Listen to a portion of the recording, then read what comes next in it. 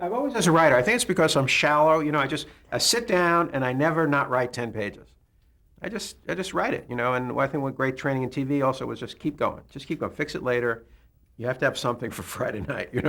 But anyway, so I started writing and I was really enjoying it. And Nate Monster was just great. And even after he left and I had to stay the next year, he kept reading my scripts and giving me encouragement and just like an angel. It's so rare you could say, okay, who do I owe it to? Well, I owe it to him. I owe it to Nate Monster. And it's really true, and just always supported me. And we came up for lunch here one day. It was a very funny lunch because they were tuna fish and capers. And it was the first time I'd ever seen capers. And Diana and I actually didn't know what they were. They definitely make tuna salad exciting.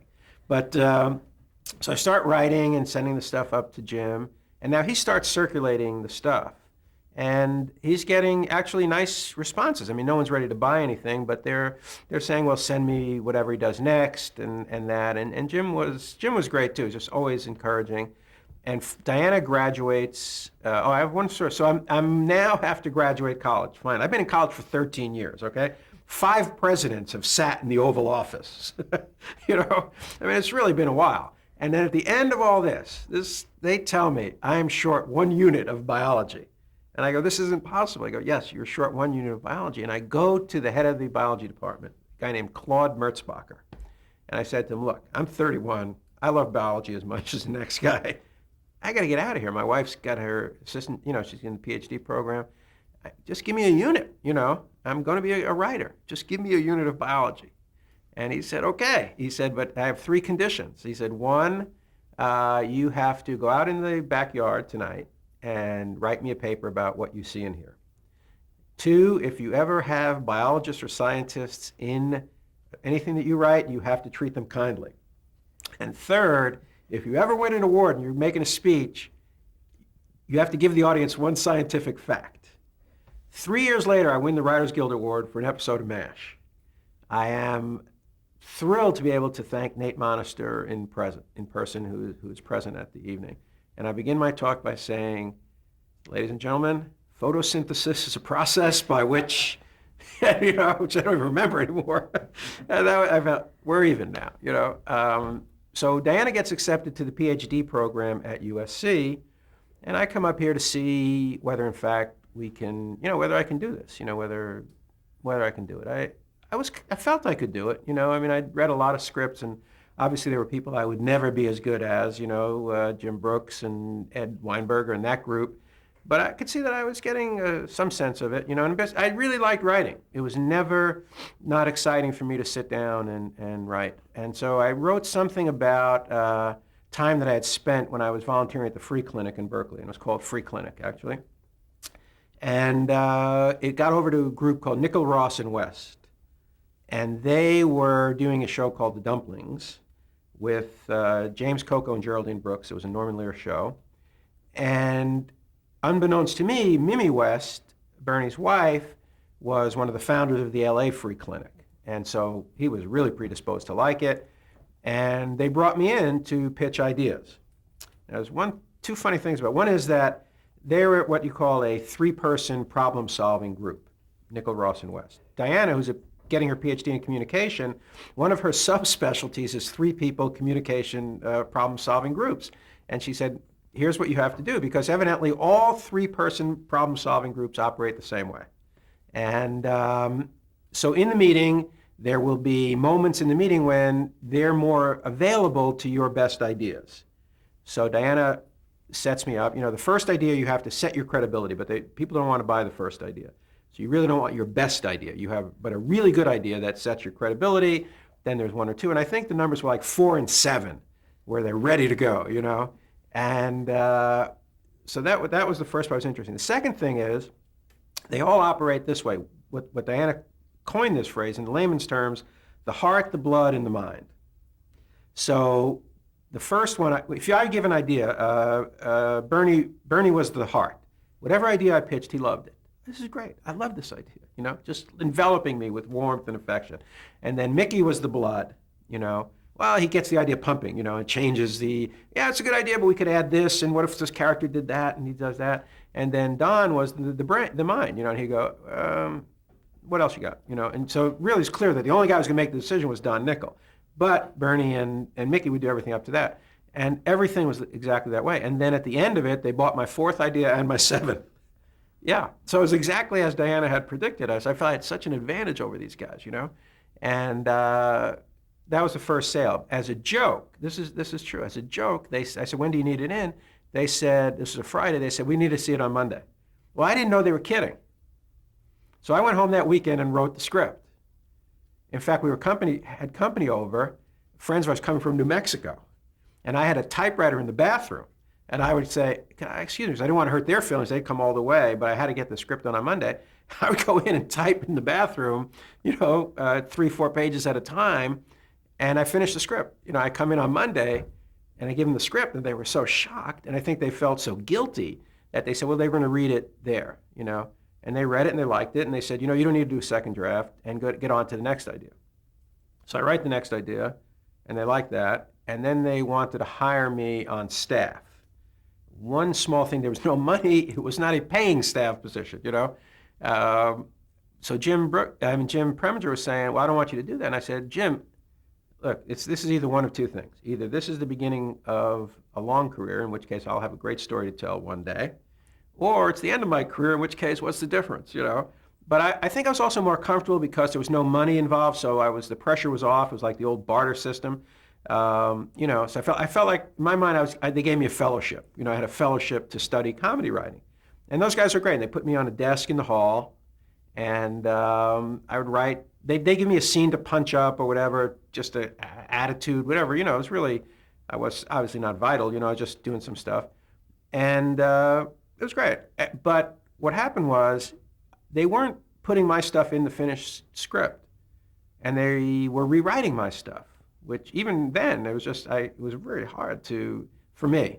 I always just care about process. At the end of it, that's all you have. You just have your process. There's no other thing. So if the process isn't solid and satisfying, there's nothing else you can have. I remember, just to digress for 1 minute, Mike Fox, we were once in New York, and it was probably the lowest point we were doing Spin City. It was just so hard. And I said, Mike, God, they are not paying us enough to put up with all this. And Mike said, they're coming very close. So he always had a good perspective. But anyway, at the end of this couple of weeks there, they came to me and they said, we want to hire you. Now we have a job, $850 a week, I think it was. And I come home, I said to Diana, and this is how you know how great my wife is, but I said to Diana, I don't want to take this job, I mean, I don't think I can do it. I don't know why they're laughing at what they're laughing at. And I don't know why they're taking my stuff out, which I think is, and really what I felt is I'm going to disappoint these guys. And for a comedy writer, if people aren't laughing at what you're laughing at and they're laughing at something, it's really physically painful. I mean, my head would hurt from it. And I really like these guys. So I said, what do you think we should do? We're on food stamps. We're on food stamps. We're living in a terrible neighborhood. We have a baby. And Diana said, you can't take the job. You have to be happy. You have to be doing work that you want to do. You can't just take a job. So, and that was always Diana's attitude, $850, $850, whatever. It's just, if you're not happy, we're not doing it. And we'll make whatever adjustment has to be made. So I always had that, in my corner. So I never had to worry. And I went in to see these guys and I said, look, I love you. I love you. You gave me my first job. I'll never forget you. But I can't, I won't make you happy. I just can't, I won't make you happy. And that would really hurt me. And they said, they didn't take offense. They said, well, it would be a great place for Gary as if this place existed on the moon. They go, MTM. Maybe MTM, maybe he'd be happier there. And they call over to MTM for me, and they send the stuff over, my first drafts of their scripts, to Gordon and Lynn Farr, who were the story editors on the Newhart Show for Tom Patchett and Jay Tarsis. Farr's like it enough to call me in and going to pitch for the Bob Newhart Show. And this is a real show. I've seen this. I know this show. I love this show. I love Bob Newhart, And I'm ready. I'm 32 now. I know this is the major leagues. I prepare 26 story ideas. I don't mean just notions. I have the act break. I have everything. I could do the whole season for them I'm written a new theme song. I'm looking at costume changes. I'm there. I'm not leaving there without a job, you know. I knew this was big. And I get there, and FARs couldn't have been nicer. You know, they were just incredible. I don't think either one is still here. They were Canadian. I don't know if they're either still here working. But they were great. And the first 6 ideas I pitch, they're already doing, which I would have no way of knowing. So I was right on target for that show because they called Tom and Jay in, and I sell two ideas that day. And that was the beginning of actually being in show business, because Tom and Jay were just great to me. I mean, they let me in the candy store, thanks to Gordon and Lynn, you know. And they were my idea of what you would be like in show business, which is they couldn't have cared less about anything than playing ball, doing the show, and they didn't care about networks. They didn't care who knew their name. They had it was like a clubhouse. You know, their office was a recreation of Tom Patchett's kitchen back in Lancaster, Pennsylvania, where they had started working. So it wasn't even like you go in a regular office. You go in and work in someone's kitchen, which is great for me because I always did all my work in the kitchen because we had no room, so there was nowhere else to work. So I loved writing at a kitchen table. We wrote at the kitchen table there, you know. And Tom and Jay were great, and they didn't speak to each other. They were very mean and angry at each other, and under no circumstances would they speak to anyone at the network. But they were great to me. And then because what happened was so I did the Newharts, and they liked him. They were okay. Did you meet Bob Newhart? Oh, I had one great Bob Newhart. No, never. Because I was so low on the totem pole. You can't be as low on the totem pole as I was. It was actually a great place to watch, you know. So you never actually met the stars. I was just a staff writer, you know, almost a for-hire writer, you know. But they gave me a little office there. One time, so the first show I ever wrote was called Et tu, Carol, where Carol quits because she's being overworked, and Bob's heart, you know, feels he's been wronged, you know, whatever. And my in-laws come down, Jack and Brenda Meehan, who were spectacular people, you know. But obviously they had put up with a lot, having me as a son-in-law, biggest one being that we had never married. You know, Dan and I weren't married. We have our kid, but we're not married. We didn't marry till 20 years later. And they're very wonderful people to put up with me. But now, here I am actually making a living, which was also new in our relationship together. So they came down. They were very proud, you know, and I was very proud to have them see me in shoes. And so we go out, and after I take them out to a restaurant, which was the Cock and Bull up on Ventura Boulevard. It was one of those old 50s places where you could have meat or more meat, you know. And I was thought, well, that's where you go after your first show. You know, my father-in-law was a World War II pilot. He'd be very comfortable there with cigars and all that. And Newhart's there in the restaurant with his wife, Ginny, and Suzanne Plachette is there with her then husband, Tommy Gallagher. And Brenda, my sainted Irish mother-in-law, decides this is her evening to be a Jewish mother. She goes, go tell him you're here. I go, no. No, it's okay. I've never met him, you know. She goes, well, he probably doesn't know you're here, the writer of his show. I go, he doesn't know I exist. Never mind. You know, I'm just thinking to myself, but she would not be denied. She was just so proud, you know. So I have to go over there. So he looks up from his steak, and there's like fear, a little bit of fear in his eyes, you know. He's with the kindness that is at the essence of Bob, you know. And I go, Gary Goldberg, which is what I say, hi, Bob, which is, I figure, what you would say if you knew him, you know. Gary Goldberg. And Brenda goes, the writer of your show. And then Newhart gets it. He gets it instantly. And he treats me as if I'm Anton Chekhov, you know. And it was unbelievable. And my father, I don't have to worry about him because he's so close to Suzanne Plachette, he's catatonic. He actually can't speak at this point, you know. He's just something, a World War II pilot, stand up straight, you know. And, but anyway, at the end, it shows how hard was that, you know. So I was happy Bob saved me. And then Patchett and Tarsus created a new show with Tony Randall. And they put me on now as story editor, which was a great break. Obviously, a step up in position, but also that I got to work with Tony. And Tony was an extraordinary guy, talent, and beyond all that bluster, whatever you remember of him on The Tonight Show, just a pussycat, just the sweetest guy. I mean, he was just amazing. I love him. What happened was Tom and Jay didn't get along with Tony. With first year, we had a 27 share. They also would never speak to Fred Silverman, right? So Fred Silverman was then the biggest man at television. He would call and they would say, we're playing foosball. We can't talk to him now, you know? It was like, then sometimes they would take the phone and put it over the foosball game, you know? So I don't know what they were thinking. I'm thinking, that can't be good. There's only 3 networks, you know? He's the biggest guy. And what happened was, I couldn't believe you could make a living doing this. That was the one thing I just thought, this is not possible. It is so much fun. I was trying to remember things to come home to tell Diana. How can I make a living? I mean, I'm going to work in shorts. I play tennis at lunch. I play softball on the MTM team on the weekend. This is madness. Someone's going to come in and go, wait a minute, come on, get out of here. You can't. I had done terrible jobs for no money, you know. And here, we're being paid okay already, and just by guild minimums. And so because I was willing to do, so any terrible job that would come up, they would give it to me. I would do it. Because they called me John Boy, because I was so earnest and eager. So they always go, let John Boy do it. This is a shit job. I've got to give it to John Boy. And I was so happy to do it, just happy to do it. So they said to me one time, why don't you call Fred Silverman John Boy? You like him so much. I go, he's not going to talk to me, you know. Well, he's not going to talk to you. We're not talking to him, you know. So at the end of the year, we're canceled with 27 share. And this is the Tony Randall Show? Yes, the Tony Randall Show. So we're canceled. As Jay Tarsa said of Fred Silverman, a very small man. So they've abused him for a whole year. Now they're surprised that he's canceled us. But Grant, in a brilliant stroke, gets the show picked up on CBS for the second season. Bob Daly was the head of CBS at the time. And Tony's fine. He has one condition. He doesn't want to work with Tom and Jay anymore. And that's fine with them. They don't want to work with him anyway. They get paid no matter what. So who is absolutely without power, without prestige, without anything, who we can now move up, and all of us control?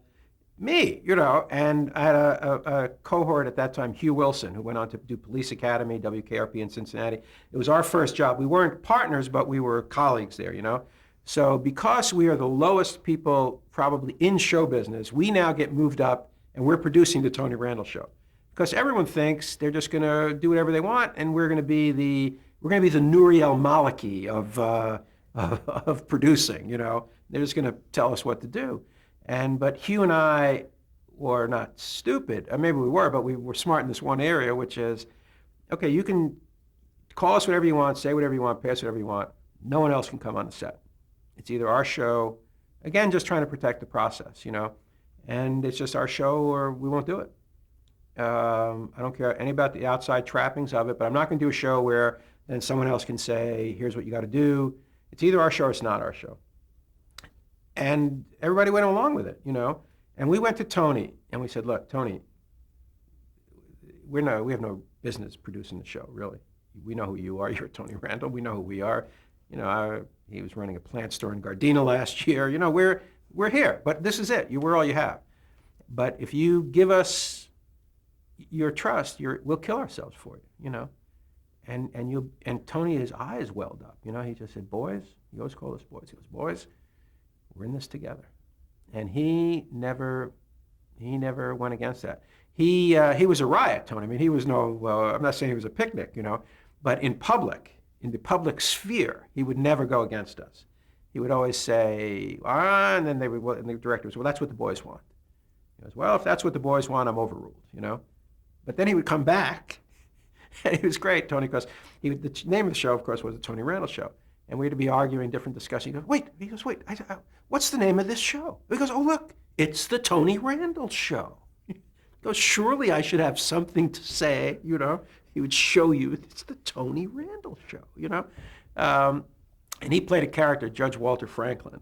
And his other great line, which Tony was, he goes, no, I have no problem with that, boys. No, we'll do that. He goes, I have one question for you, though. Who's playing Judge Franklin Friday night? Because I'm not. You know, so Tony was, perhaps we'd call passive-aggressive. But at the bottom of it, he was just a doll. You know what I mean? And actually, most of the time, he was right. We had one scene, I remember, that was, I thought really worked. And Tony wanted to change. And we said, Tony, but it worked. And he said, I can make anything work. That's not the point. He goes, we can do better. And so this is what we were dealing with. But just the sweetest guy, where he's always just hugging, and after every time there's a fight, they would send us stuff, but he was great. And every Saturday morning, actually we used to shoot the show on Tuesday night, and so Friday night, Hugh and I would do one last pass, just so we could say to Tony, in our own hearts and minds, look, you have everything. Whatever the limitations of our talent, you have everything we have this week. And Tony would call every Saturday morning. I could hear the opera playing in the background, and he would say one of two things. Boys, you did it. The other thing would be, boys, I'll save you. And then here's the other great thing about Tony Randall. There were so many, but he never turned on us. The ratings weren't good. We were following the Jeffersons. I said, defied CBS. Show us the DNA of one person who sits down to watch both shows, who says, honey, quick, it's the Tony Randall show and then the Jeffersons. No, it was the worst match ever, But he said, I like the material, boys, and that's really all that matters to me. And his friend, Klugman, was having a huge success with Quincy at the time, so it was really a friendly rivalry, but still, Tony never turned. And we were canceled, and at the final party, he said to me, I have one regret. And I said, what's that, Tony? He said, I wish I could buy stock in your future. So I was lucky. I just was around those guys, to have worked with Tony Randall. I mean, that's a connection back to Aeschylus. I mean, it's real, this connection. And Tony's thing was the audience. The audience matters. They're owed a performance. They're owed an evening. It was not casual. What did you learn about producing itself? I learned a couple of things about producing. One is people mostly just want an answer. It doesn't have to be the right answer. But the only problem with producing is when you don't have an answer. I also found two things. One is hire good people and let them do their job. That's it. That's the key. Make sure that they can give you everything that they have. If you try to micromanage and impose, what are you doing there? The other thing I learned about producing is if you have to tell people you're the producer, you're probably not.